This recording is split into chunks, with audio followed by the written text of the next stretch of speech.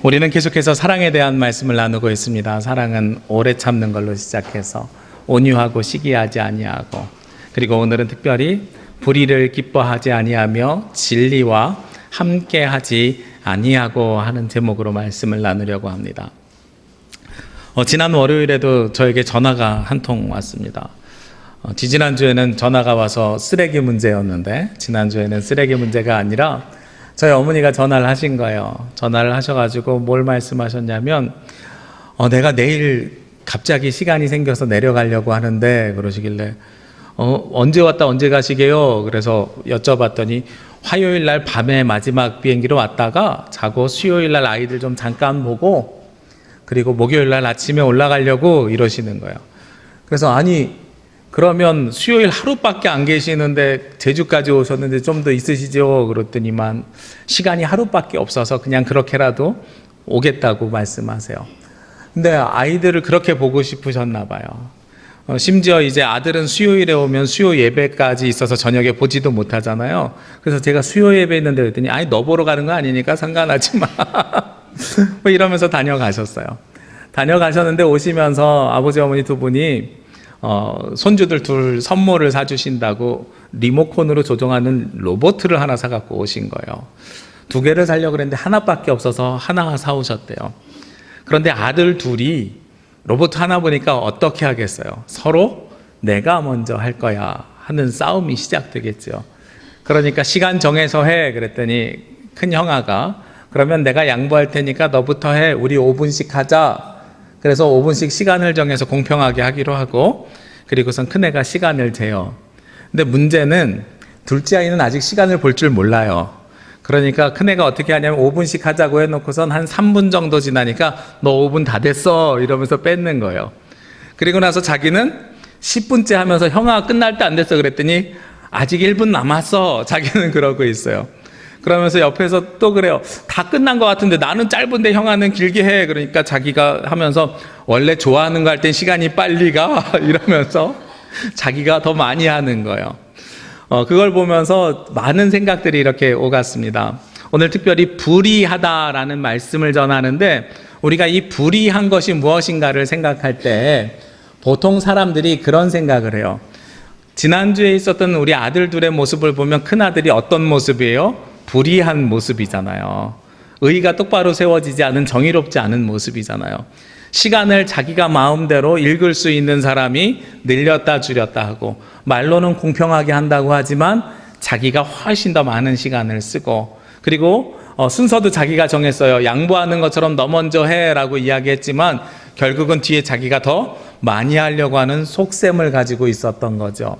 그러니까 우리가 불의하다라고 이야기할 때 먼저 하는 이야기 중에 하나가 불평등하다라는 말을 사실은 품고 있어요. 세상에서도 우리가 요즘 세상이 정의롭지 못한 것 같아 이렇게 이야기할 때에는 어떤 이야기를 품고 있냐면, 세상이 요즘 불평등한 것 같아 라고 이야기를 하고, 그것이 바로 의롭지 못한 것 같아 라고 이야기하는 거예요. 그러니까 우리에게 주어진 것들을 어떻게 분배하고 나누느냐 할 때에 거기에 만족하지 못하는 사람들이 불의하다라고 이야기할 때들이 있습니다. 그런데 그것이 보여지는 현상이 그냥 내 느낌이면 그래도 괜찮은 것 같아요. 그런데 사회 경제적인 현상으로 나타나는 지표들이 있더라고요. 누구를 비판하려고 하는 것이 아니라 그냥 객관적인 지표를 해석을 해보면 그래요. 예전에 어떤 경제 정책가들이 그런 걸 이야기했어요. 대기업이 성장을 하면 낙수 효과가 이루어져서 서민들이 모두 잘 살 거야. 그것이 통용되던 시대가 있었어요. 우리나라가 경제가 성장할 때에는 기업이 성장하는 만큼 나라도 성장하고, 그리고 나라가 성장하는 만큼 국민들도 부가 그만큼 같이 동반 성장을 했어요. 그런데 최근 한 10년 사이의 지표를 보면 기업의 성장률이 약 356%인데, 그런데 지출이 늘어나는 건 약 250% 정도 됐대요. 그런데 서민들의 소득 수준을 보니까 150%만 늘어났대요. 그러니까 기업이 350만 원을 버는 동안에 서민들은 150만 원만 버는 거예요. 늘어난 비율로만 놓고 보면 뭐 여러 가지 요소들을 해서 좀 더 복합적으로 해야 되겠지만 단순 지표만 놓고 보면 낙수 효과는 크게 효과가 없었다라는 것이 최근 10년 동안의 경제 지표를 통해서 나타낼 수 있는 거예요. 그러니까 사회에서 살아가면서 사람들이 자꾸 무엇을 이야기하냐면 불평등합니다라는 것들을 이야기해요. 물론 그 불평등을 이야기할 때는 단지 일하는 노동시간과 버는 수입만을 가지고 이야기할 수 있는 건 아니에요. 누군가는 그 일을 위해서 열심히 수고했고 노력했고 보이지 않는 곳에서 공부하고 뭐 이런 것들까지 판단할 수 없는 가치들까지 다 합쳐서 이야기해야 되지만 어쨌든 지금 보여지는 현상 속에서 우리가 불평등하다, 불이하다라고 이야기하는 것은 분배의 불균형 속에서 많이 도출되는 예들이 있습니다. 아까 장난감을 가지고 노는데 시간을 읽을 줄 아는 아이가 지식이 있으니까 그만큼 권력을 휘두르는 거잖아요. 그 아이가 분배를 해요. 그래서 그것을 동일해 똑같아라고 이야기하지만 사실은 주어진 시간이 3분 대 10분으로 크게 차이가 나는 거예요. 그것이 권력을 가지고 있는 사람, 지식을 가지고 있는 사람들이 불평등하게 만드는, 불이하게 그것을 사용하는 좋은 예가 되는 것 같더라고요. 우리가 가지고 있는 사회가 지금 어쩌면 그런 사회를 살고 있을지 모릅니다. 그러면 이 불이한 세상을 정의롭게 바꾸려고 하면, 불이하지 않게 바꾸려고 하면 어떻게 해야 될까? 과거에 제가 청소년 시절에 친구들이랑 그런 토론을 한 적이 있었어요. 저희가 이제 그 삼성역 주변에 KFC에서 잘 모였거든요. 거기에 아주 중간에 큰 테이블이 있어서 특히 방학 되면 학원 끝나고 다 거기에 친구들이 3, 4, 5 모였어요. 중학교 때, 고등학교 때 거기 모여가지고 무엇을 했냐면은 받은 용돈을 가지고 햄버거 사 먹으면서 하루 종일 뭐가 그렇게 재밌는지 계속 이야기하는 거예요. 거기서 KFC에서 이렇게 이야기하다가 학원 갈 시간 되면 한 친구 학원 갔다 오면 야, 쟤 올 때까지는 기다려야지 하고선 기다리다 보면 딴 애가 학원 가요. 그러면 얘 오면 얘 올 때까지 또 기다려야지 이러면서 한 7시간, 8시간 저희가 버틴 적이 있어요. 근데 이제 그러다 보면 눈치가 보이잖아요. 점원들이 이렇게 눈치 주잖아요. 그러니까 감자튀김 하나 시켜가지고 이거를 4명이서 빨리 먹으면 재미가 없으니까 너무 금방 끝나니까 묵찌바에서 다 이기면 하나씩 먹고 이런 식으로 해서 시간을 버티기 게임까지 했었어요. 어찌됐든 그거 할 때에 저녁을 먹으려고 딱 했더니 이미 점심 먹으면서 돈을 썼고 시간을 보내기 위해서 감자튀김을 계속 사 먹었단 말이에요. 그러고 나니까 사람은 4명이 있는데 햄버거 살 돈은 2개밖에 살 돈이 안 남은 거예요. 그래서 2개를 딱 사가지고 이 햄버거를 우리가 그러면 반씩 나눠 먹자. 커팅칼 달라 그러자. 그래서 커팅칼을 이렇게 받으려고 하는데 그런데 한 친구가 갑자기 의제를 제안해요. 뭘 제안하냐면 야, 햄버거는 4개고 그리고 햄버거는 2개고 사람은 4명이니까 두 사람이 하나씩을 먹어야 되는데 어떻게 나누면 이걸 공평하게 나눌 수 있을까? 이걸 토론하자는 거예요, 갑자기. 그냥 반 잘라서 먹으면 되는 건데 굳이 토론하자고 하는데 앉아있던 친구들이 다 진지한 친구들이라 그걸 또 토론을 시작을 했어요. 그래서 여러 가지 가능성들을 계산을 하는 거예요. 햄버거의 특징이 빵이 위에 게 있고 아래 게 있는데 빵은 나누고선 중간에 고기 있잖아요. 가장 중요한 고기를 반 나눠서 이렇게 접어서 먹으면 공평하지 않을까? 그랬더니 한 친구가 밑에 있는 빵은 위에 있는 빵보다 상대적으로 딱딱해서 그건 별로인 것 같아.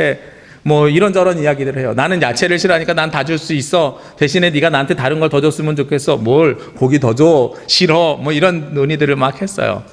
그러다가 뭐 결론이 안 나잖아요. 내린 결론은 뭐냐면 그냥 반 정확하게 잘라서 먹자. 근데 반 자르는데 누가 자를 거냐? 이걸 또 가지고 이야기를 하기 시작하는 거예요.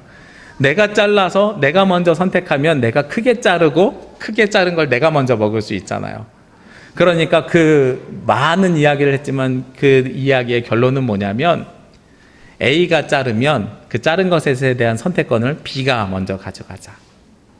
그러면 자르는 사람은 왼쪽 게 혹은 오른쪽 게 둘 중에 뭐가 내 거가 될지 모르니까 최대한 공정하게 자를 것이고 그리고 자르지 않고 지켜본 사람은 그 중에 더 커 보이는 것, 많아 보이는 것을 자기가 먼저 선택하니까 자르는 것에 주도권을 주지 않으니까 오히려 괜찮을 거야. 저희가 내린 결론은 그거였어요. 별거 아닌 것 같고 한참 동안 이야기하는 거죠. 네. 그런데 그 이야기를 다시 지금 되짚어서 생각해 보니까 그렇더라고요. 불이한 세상이 안 되려고 하면 모두가 다 똑같이 나눠 가질 수는 없잖아요. 그거는 공산주의예요. 저는 그것을 바라지 않아요. 공산주의는 결국은 모두가 다 참여하지 않고 경제활동을 안 하는 망하는 길로 가니까요. 그런데 대신에 무엇을 나누어 가지면 되냐면 선택할 수 있는 권한을 나누어 가지면 되겠더라고요. 한 사람은 자르는 권한을 가지고 있고 한 사람은 선택하는 권한을 가지고 있어요. 그러면 공평해질 수 있는 거예요. 두 개가 질량이 똑같아서 공평해지는 것이 아니라 내가 거기에 대해서 주도권을 행사할 수 있는 기회가 똑같아서 서로 불만이 최소화되는 거죠. 그래서 불이함을 느끼지 못하게 되는 상태가 되지 않을까 하는 생각을 해보게 됐어요. 우리가 불이하다라고 이야기하는 것은 내가 누군가에 의해서 피해를 본다 하는 생각을 가질 때에 불이함을 느낍니다. 내가 누군가에게 불평등함을 느끼는 것 같아 라는 것을 느낄 때에 불이함을 느낍니다. 그러니까 우리가 그 불이함을 덜 느끼기 위해서 인간적으로 할 수 있는 방법은 그것을 나누고 쪼개고 선택하는 권력들을 하나씩 하나씩 나누어 가지면 그때에는 괜찮을 수 있게 되는 거예요. 이게 불이한 것의 첫 번째 모습입니다. 그래서 한 사람이 나누고 선택하는 권력을 둘 다 가지고 가면 이만한 동그란 것 중에서 3분의 2 정도를 자르고 내가 큰 걸 가져갈게 라고 이야기할 수가 있게 되는 거예요.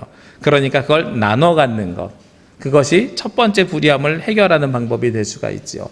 그리고 나서 또 한 가지 불이한 모습이 있어요. 어제도 우리가 찬양제 할 때요, 많은 교회 목사님들이 오셔서 우리 점심은 목회자들 따로 나가서 먹으라 그래서 따로 먹었거든요. 점심을 먹고 이제 커피 한 잔을 들고 마당에 서서 이런저런 이야기를 하다가 한 목사님이 그런 이야기를 꺼내세요.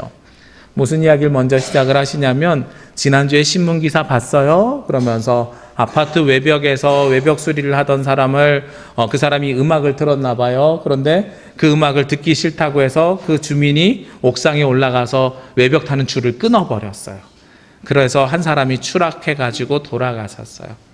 그런데 너무 속상한 건 그 다음에 또 기사가 나왔는데 그 사람이 끊은 줄은 한 사람의 생명줄이 아니었다라는 제목이라서 그 기사를 들어가서 봤더니 자녀가 무려 5명인 사람인 거예요. 심지어 막내가 27개월이래요. 제주에 특히 어떤 목사님들이 많으냐면 자녀가 3, 4 이상 출산하신 목사님들이 많거든요. 그 중에 한 목사님이 막내가 우리 아이랑 똑같아요.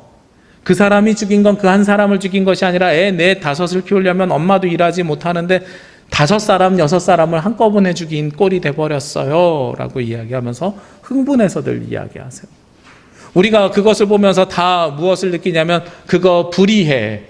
내가 음악 듣고 싶지 않은 거를 그냥 이야기로 풀어낼 수도 있고, 그리고 심지어 그 음악을 껐대요. 그 이야기를 듣고 나서 참을 수도 있지만 그걸 껐대요. 껐으면 문제가 해결이 됐는데 그걸 자기의 분을 통제하지 못하고 조절하지 못하고 그것을 표출해 버렸는데 굉장히 나쁜 방법으로 표출했잖아요.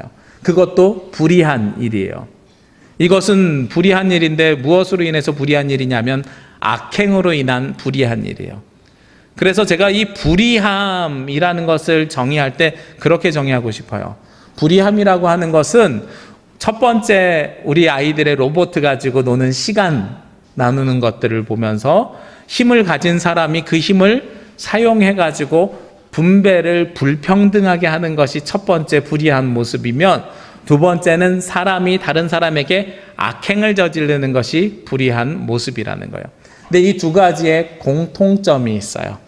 뭐냐면 그 시간 그 상황 속에서 상대적으로 힘이 센 사람이 힘이 약한 사람에게 나쁜 일을 한다는 거죠. 피해를 준다는 공통점이 있는 거예요. 힘이 센 사람이 힘이 약한 사람에게 피해를 주는 것이 불의함의 원형이라는 거예요. 근데 너무나도 안타깝고 놀라운 사실은요, 그리한 불의함을 보면서 우리가 안쓰러워해야 되는데 그 불의함을 보면서 우리는 너무 쉽게 웃고 있다는 겁니다. 앞에서 이야기한 이 두 가지 사건은 너무나도 극한, 아파트에서 돌아가신 극한 사건이니까 누구나 다 공감하지만 우리가 다른 사람에게 장난을 치고 골리고 그런 것들이 다 어떤 모습에서 나오냐면 누군가에게 속이고 피해를 줘서 그 사람이 어쩔 줄 몰라 하는 것을 즐기는 마음이 우리 가운데 있는 거예요. 그러니까 상대방을 사랑하면 상대방이 불의한 일을 당했을 때 그것을 가지고 우리가 기뻐하면 안 된다는 거죠. 그런데 우리는 너무도 쉽게 그걸 기뻐하고 있다는 겁니다. 아이들은요, 인간 본성의 모습을 그대로 가지고 있어요. 그렇죠? 아이들을 키우다 보면 인간 본성이 그대로 보이는데 그런 모습들이 많아요. 큰아이가 동생에게 장난을 쳐요. 혹은 동생이 형아에게 장난을 쳐요. 장난을 쳐가지고 어쩔 줄 몰라 하는 행위를 보면서 기뻐해요. 우리 그런 일들 많았잖아요. 요즘 아이들은 그런 거 안 할 것 같은데 저희 어릴 때만 해도 뭐 했냐면 여자아이들이 학교에서 혹은 동네 골목에서 고무줄 놀이 하거든요. 고무줄 놀이 하면 제일 많이 하는 게 뭐예요? 그 고무줄 끊어버리고 도망가는 거잖아요. 저 그거 엄청나게 열심히 끊고 다녔거든요. 그래서 주머니에 잘 끊을 수 있는 조그만한 가위나 카타카를 항상 소지하고 다니면서 지나가던 아이들이 고무줄 놀이를 하면 쓱 하면서 조심스럽게 톡 끊고 막 달려가는, 너무나도 재미있는 거예요. 뭐가 재밌냐면 그 아이들이 당황해하는 것, 화내는 것, 그리고 성내는 것, 이런 모습들이 재미있는 거예요. 이게 인간 본성이 가지고 있는 모습이죠. 그런데 지금 생각해 보니까 그게 되게 나쁜 일인 거예요. 그렇죠? 평화롭게 잘 놀고 있는 그 평화를 제가 억지로 깨버린 거잖아요. 깨버리고 상대방이 슬퍼하고 화내는 것을 즐기는 거잖아요. 해서는 안 될 일인 것이더라고요. 그런데 우리는 거기에 너무 쉽게 노출되어 있고 거기에 너무 쉽게 반응하고 그런 것들을 너무 쉽게 즐깁니다. 어느 날부턴가요, 무엇이 보기 싫었냐면 복싱이나 격투기 게임이 보기가 싫어졌어요. 예전에는 그거 모습을 보면서 와, 싸움 잘하네, 신기하네 이랬는데 어느 날 문득 그 생각이 드는 거예요. 한 사람이 코피를 흘리는데 저 사람 얼마나 아플까? 저렇게까지 해서 돈 벌어야 될까? 사람을 때리고 맞으면서 우리가 그것을 즐겨야 될까? 이런 생각이 제 마음속에 드는 거예요. 누구 생각이 드냐면 때리는 사람을 통해서 내가 속 시원해하는 해소감이 느껴졌는데 맞는 사람의 입장으로 돌아가는 순간부터는 내가 너무나도 아프고 그걸 보는 게 괴로워지는 거예요. 그래서 그것을 못 보겠더라고요. 맞는 사람의 입장으로 돌아가게 되니까. 우리가 불의한 일을 보면서 기뻐하는 것은요, 내가 약자이든 강자이든 상관없이 거기에서 누구에게 감정이입을 하냐면 강자에게 우리는 감정이입을 해요. 그런데 우리가 알아야 될 상황 중에 하나가 우리는 누구나 다 약자가 될 수 있는 충분한 여지를 가지고 있어요. 돈이 없어서 약자가 아니라 힘이 없어서 약자가 아니라 길을 걸어가다가 나도 모르게 한 대여섯 명의 건장한 청년들을 만나면 저처럼 등치 크고 무서울 거 없어 보이는 사람도 무서워요. 그래갖고 도망가고 싶어 해요. 그리고 신경 써요. 괜히 핸드폰 쳐다보고 뭐 이런 일들이 벌어져요. 괜히 저 사람들이 나하고 악감정 없는데도 지나가면서 이상해 하면서 괜히 이렇게 어디 전화 걸 준비하면서 걸어가요. 그게 사람이 가지고 있는 당연한 모습이에요. 우리가 언제나 강자일 수 없고 언제나 약자일 수는 없지만 우리도 언제든 나쁜 일, 약한 일, 아픔, 상처들을 겪을 수 있는 충분한 여지들을 가지고 있어요. 왜냐하면 우리는 완벽한 인간이 아니기 때문에, 약함이 있는 사람일 수밖에 없기 때문에 그래요. 그런데 우리가 그러한 불의한 일들을 보면서 기뻐한다? 그건 하지 말아야 되는 일 중에 하나이지요. 오늘 성경에서 고린도전서 13장 6절에서 사랑의 또 다른 속성 중에 하나로 불의한 일들을, 불의를 기뻐하지 아니하며 라고 하는 이 이야기를 저는 바꾸고 싶어요. 이 단어를 어떻게 긍정적으로 아니하며 라는 말을 어떻게 긍정적으로 바꿀까? 긍휼한 마음을 품으면 될 것 같아요. 다른 사람을 보면서 안타까워하고 긍휼히 여기는 마음이 있으면 불의를 보면서 기뻐할 수가 없어요. 잘 생각해 보십시오. 두 아이가 로봇을 가지고 놀아요. 하나는 3분 갖고 놀았어요. 하나는 10분 갖고 놀면서 좋아하는 일 하면 시간 빨리 가, 난 아직도 1분 남았어 라고 이야기하면 그것을 바라보는 아빠는 어떻게 판결을 해요?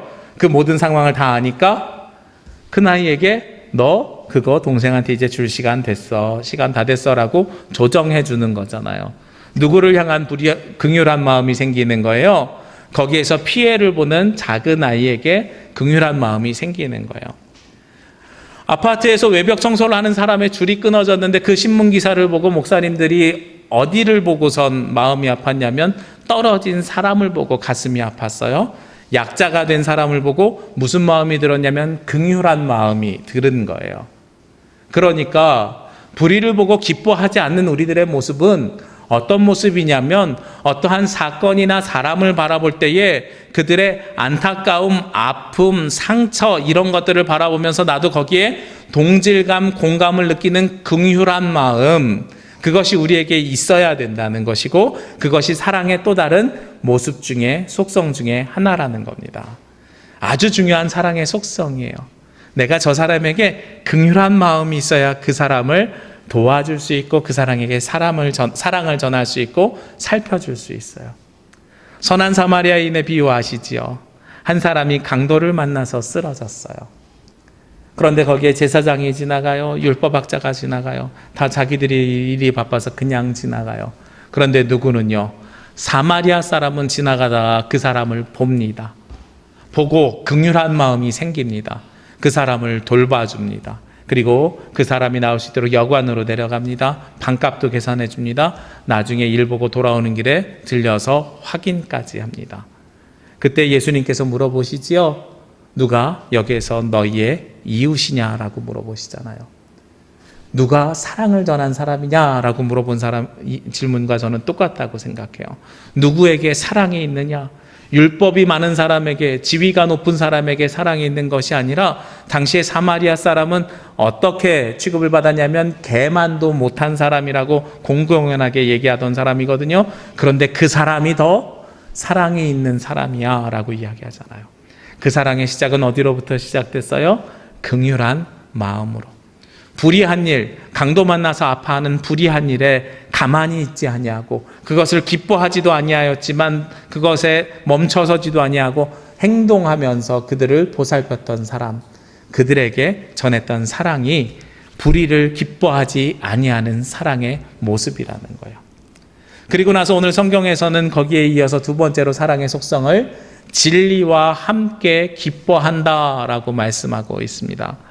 우리가 앞에서는요, 무엇을 하고 무엇을 하지 아니하고 라고 이야기를 표현했는데 이 불의한 일 앞에서와 진리 앞에서는 무엇으로 표현을 하냐면 기뻐하는 것을 기준으로 표현을 해요. 그런데 진리가 우리 가운데 있는 것을 기뻐하는 것, 긍휼한 마음을 얻는 것이 첫 번째 사랑의 모습이라면 진리가 우리와 함께하는 것에 기뻐하는 것이 우리의 두 번째 사랑의 속성이라는 거예요. 오늘 이 말씀을 근거로 요한복음 8장으로 오게 되면 요한복음 8장 31절 32절의 말씀이 이렇게 있습니다. 그러므로 예수께서 자기를 믿은 유대인들에게 이르시되 너희가 내 말에 거하면 참으로 내 제자가 되고 진리를 알지니 진리가 너희를 자유롭게 하리라. 누구에게 하신 말씀이에요? 예수님의 제자들이요? 아니면 무리에게요? 아니면 산상수훈에 와 있던 많은 군중들에게요? 아니에요. 이 말씀을 누구에게 하셨냐면 유대인들에게 말씀하셨어요.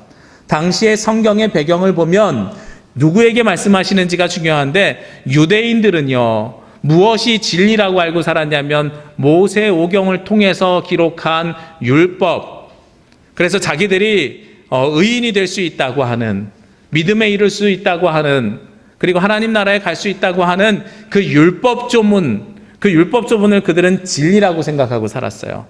그들의 율법 조문은 613가지였습니다. 365개 하지 말라는 것과 248개의 하라는 그 율법 조문을 가지고 나서 그 율법만을 믿고 따랐던 그 유대인들에게 너희가 진리를 알아야 된다. 그리고 진리를 알면 그 진리가 너희를 자유롭게 할 것이다 하고 말씀하는 거예요.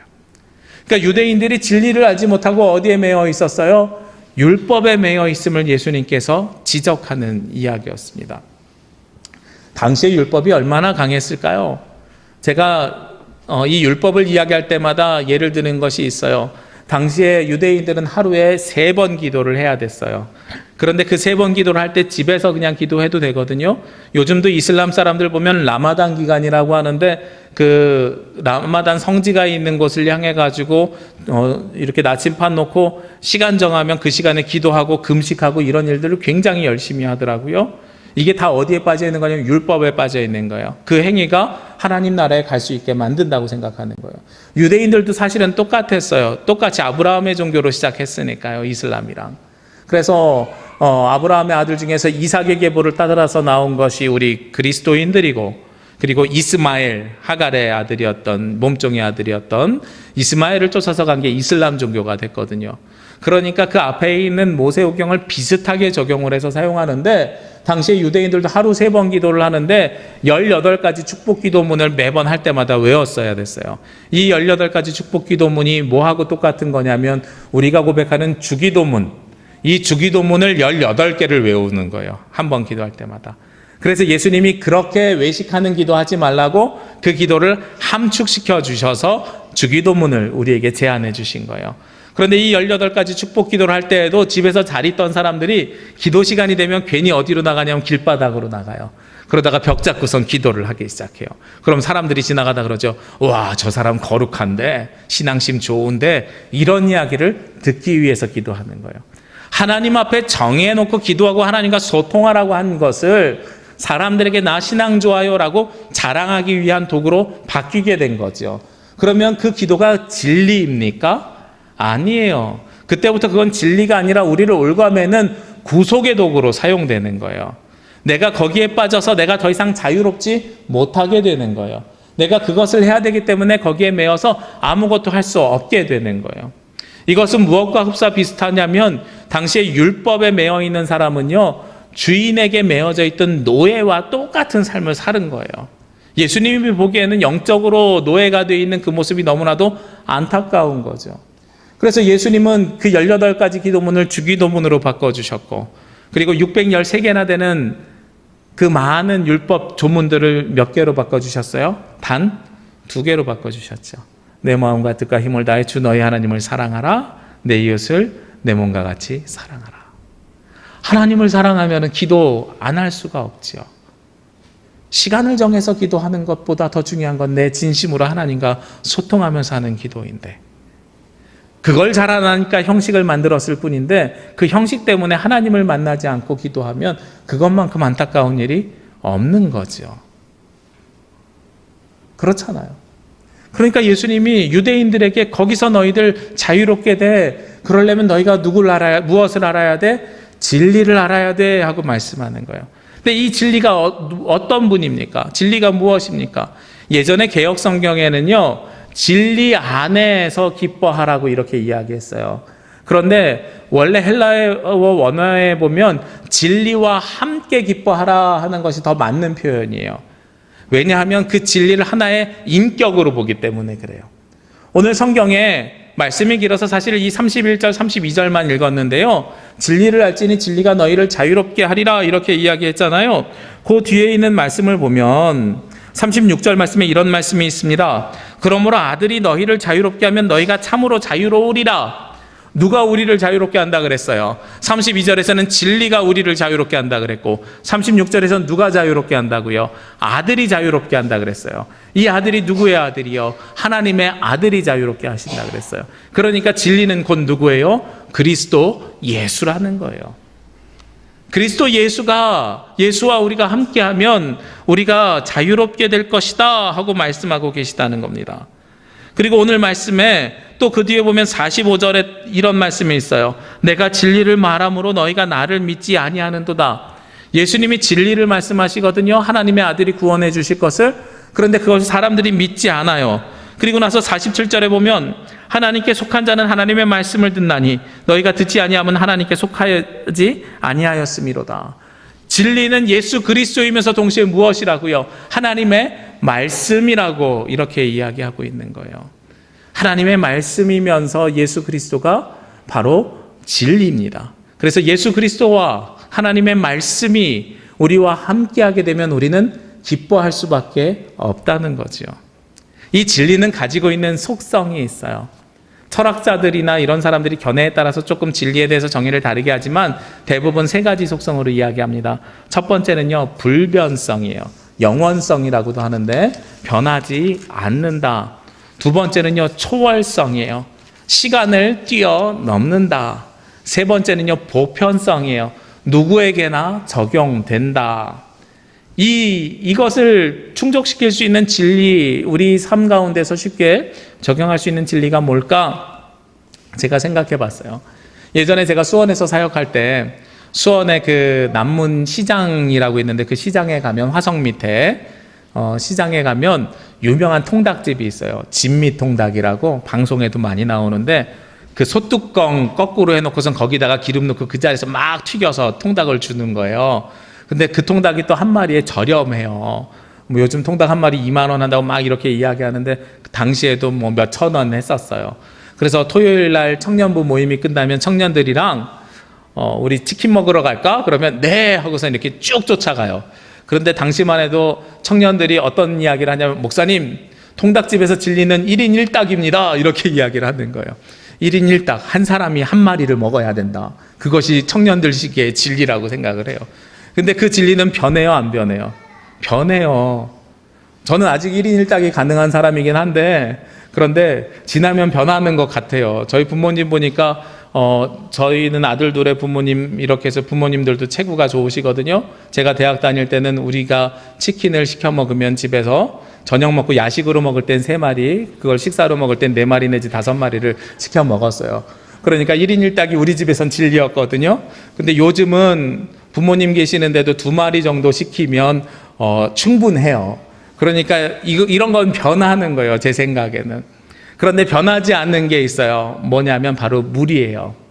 물은 몇천 년 전이든 몇만 년 전이든 지금이든 변하지 않게 우리에게 꼭 필요한 거예요. 물을 마셔야 우리가 생명을 유지해요. 제가 예전에 이런 얘기를 했더니 초등학생들이 그래요. 요즘은 음료수 먹어도 돼요 이래요. 우유 마셔도 돼요. 근데 우유나 음료수 안에도 결국은 어떤 요소가 있어요? 물의 요소가 있어요. 그건 변하지 않아요. 물을 먹어야 우리가 살 수 있다. 이건 불변의 진리예요. 앞으로 영원성 있는 진리예요. 거기에 덧붙여서요. 이것은 시간을 초월해 버렸어요. 그렇죠? 몇 년 전에도 몇만 년 전에도 성경에서도 보면 그리고 역사적으로도 보면 고대 문명의 발생지 4군데가 다 강 주변이에요. 황하, 유프라테스, 티그리스 강, 이집트 나일강 문명 모든 것들이 다 물 주변에서 시작됐어요. 인도의 인더스 강까지. 그리고 나서 구약 성경에서도 보면 이스라엘 사람들이 유목 생활을 할 때 중요하게 여겼던 것 중에 하나가 우물이 있느냐 없느냐예요. 우물이 있어야 양들에게 그리고 목동들이 물을 먹어야 살 수 있으니까. 그러니까 이 물은 불변의 진리이면서 시간을 초월해요. 그리고 물은 보편성을 가지고 있어요. 모든 사람이 물을 먹어야 되는 거예요. 그렇죠?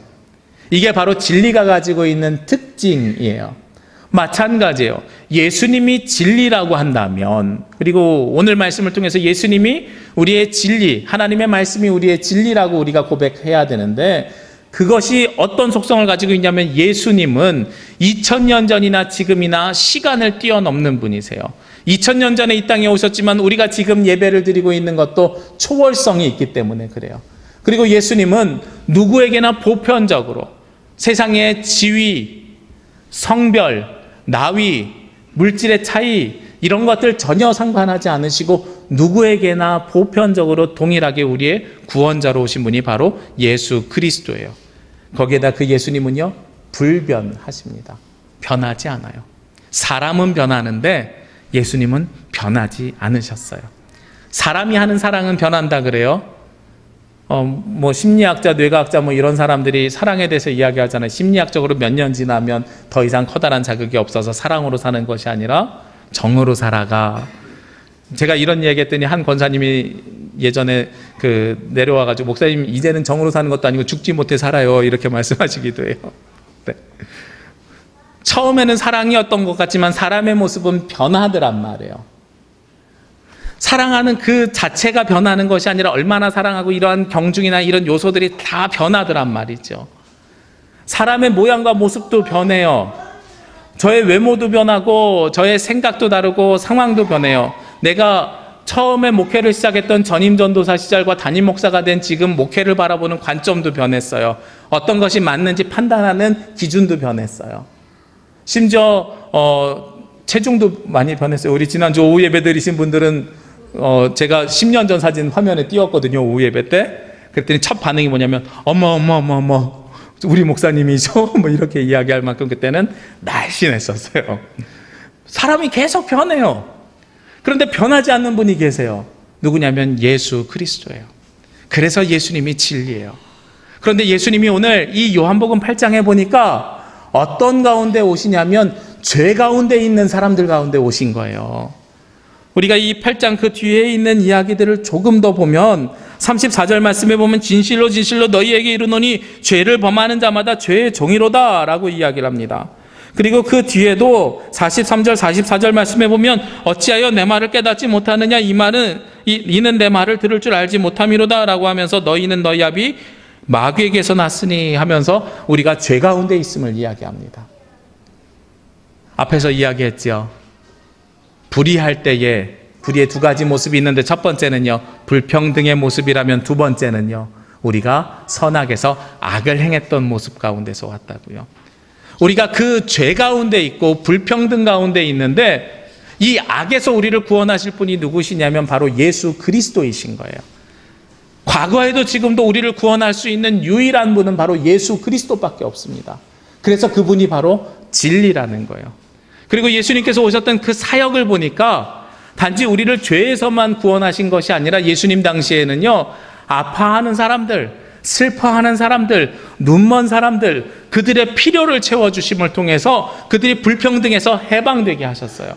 성경에 보면 오병이어의 기적에서 사람의 숫자를 셀 때 남자의 수만 셌어요. 여자와 어린아이의 수는 세지 않았어요. 그들을 인간으로 보지 않았기 때문에. 그런데 예수님은요, 누구에게 제일 먼저 나타나셨어요? 여자에게 제일 먼저 나타나셨어요. 예수님은 여자도 남자와 동일한 사람으로 보셨어요. 그게 얼마 만에 이루어졌는지 아세요? 그 관점이 1900년대에 들어서야 비로소 여성에게 투표권이 생겼어요. 1900년대. 좀 빠른 나라는 1800년대. 그러니까 예수님의 생각을 사람들이 그만큼 쫓아가지 못해요. 우리는 그만큼 그렇게 약자에 대한 배려가 없어요. 우린 그들에게 긍휼한 마음 품어야 된다고 하지만 긍휼하지 못했어요. 그런데 예수님이 이 두 가지를 다 해결하셨어요. 무엇으로 오셔서? 진리로 오셨기 때문에. 그리고 나서 요한복음 14장에서요, 예수님께서 2000년 전에 하나님 나라로 들려 올라가면서 그 진리를 너희 가운데 계속 함께하게 하겠다 하면서 약속하신 것이 보혜사 성령이에요. 그래서 보혜사를 너에게 보내줄 것이니 그는 진리의 영이라 하고 요한복음 14장에서 이야기합니다. 그러니까 우리가 이 땅에서 살아가면서 사랑을 한다고 하면 무슨 영과 함께 살아야 되는 거예요? 진리의 영과 함께 동행해야 되는 겁니다. 그래서 우리가 이 진리와 함께 기뻐한다는 것은요, 예수님이 나의 아픔과 상처와 고난과 고통과 필요를 채워주셨기 때문에 우리가 기뻐할 수 있는 거고요. 그리고 이 진리와 함께 기뻐한다는 것은 내가 죽을 수밖에 없는 죄인이었지만 예수님이 나와 함께 하심을 통해서 나를 거기서 구원해 주셨기 때문에 내가 기뻐할 수 있다는 겁니다. 그래서 우리는요, 그 사랑을 가지고 세상에게 전해야 되는 거예요. 우리도 동일하게 불의한 자들을 향해서, 불의를 당한 사람들을 향해서 기뻐하는 것이 아니라 긍휼한 마음을 가지고 그들을 바라보고요, 그들에게 그리스도의 사랑을 전해야 됩니다.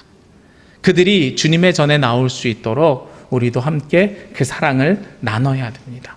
진리가 없는 자들, 그리스도가 없는 자들에게 진리, 그리스도가 함께 할 수 있도록 그들에게 우리가 다가가야 됩니다. 그것이 바로 우리가 가지고 있는 사랑의 속성입니다. 오늘 고린도전서 13장 6절에서 사랑은 불의를 기뻐하지 아니하며 사랑은 진리와 함께 기뻐한다고 말씀하고 있습니다. 우리 옆에 있는 약자들, 악으로 인해서 상처를 입은 사람들, 아파하는 사람들, 그리고 악은 아니지만 여러 가지 불합리한 상황과 조건 때문에 약자가 된 사람들을 향해서 우리가 긍휼한 마음을 품고 그들을 사랑하시기를 원합니다. 근데 그들을 사랑할 때 내가 사랑하는 것이 아니라 진리와 함께 나를 구원하신, 약자들의 필요를 채워주신 예수 그리스도와 함께 그 사랑을 나눌 때에 그 사랑이 온전케 되고 우리 안에 함께 거하게 될 줄로 믿습니다. 기도드리겠습니다. 거룩하신 아버지 하나님, 하나님께서 우리 가운데 인도하시고 우리 가운데 동행하시고 우리를 붙들어 주시니 감사합니다.